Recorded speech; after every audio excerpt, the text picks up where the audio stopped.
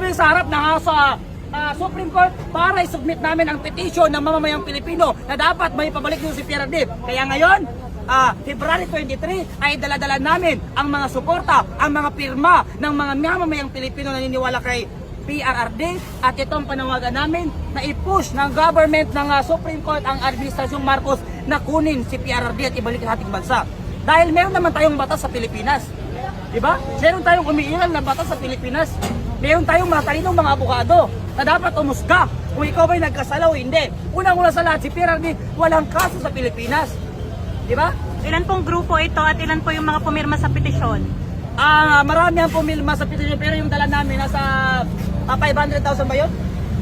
100,000 pa lang ang isasubmit namin ngayon. At yes, meron.